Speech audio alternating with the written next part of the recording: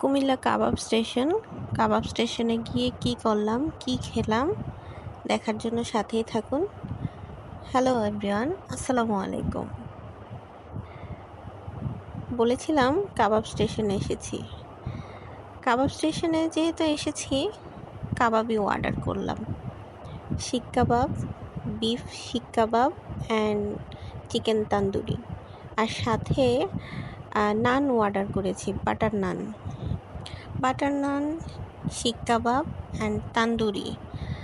আর soft drinks হিসাবে কিছুই তেমন অর্ডার করিনি। কেন অর্ডার করিনি বা কী কারণে অর্ডার করিনি সেটা বলছি। তারা কাবাবের সাথে 3টা সস দেয়। একটা হচ্ছে টমেটো কেচাপ, মেয়োনিজ,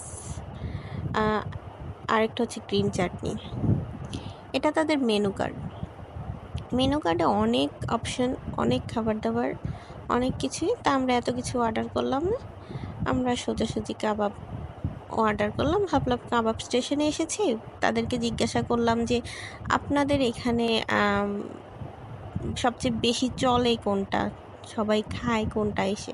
তো তারা এইগুলোই সাজেস্ট করলো, তো আমরা এইগুলোই অর্ডার করলাম।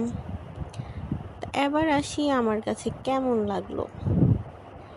আমার কাছে তাদের এই শিক কাবাবটা মোটামুটি আমার কাছে ভালোই লেগেছে, বাট চিকেন তান্দুরিটা আমার কাছে ভালো লাগেনি।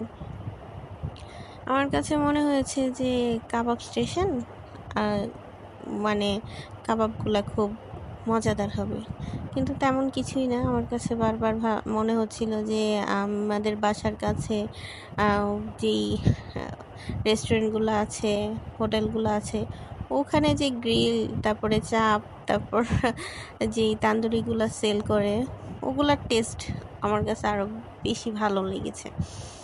তো যাই হোক, গেলাম যেহেতু আমরা তো খেলামই। তবে আমার কাছে তাদের গ্রিন চাটনিটা অস্থির লেগেছে। গ্রিন চাটনিটা দিয়ে তাদের শিক কাবাবটার খুব জমে, খুব ভালো যায়। আর তান্দুরিটা গ্রিন চাটনিটা দিয়ে তেমন একটা ভালো লাগে না। আর আদার্স অন্য কিছু অর্ডার করিনি কেন, আমি যখন কাবাব স্টেশনে ঢুকলাম তখন থেকে পিছন থেকে শুনতেছিলাম যে কি বলতেছিল, এখানে তো ভিডিও করা যায় না, এখানে তো ভিডিও করা নিষেধ। আরে ভাই, পাবলিক প্লেস, আপনারা যদি ভিডিও করতে নাই দেন তাহলে ও সামনে একটা সাইনবোর্ড দেওয়া উচিত ছিল যে এখানে কোনো ব্লগাররা আসবেন না, এখানে কোনো ভিডিও অ্যালাউ না, এমন টাইপ কিছু করলে বেটার ছিল।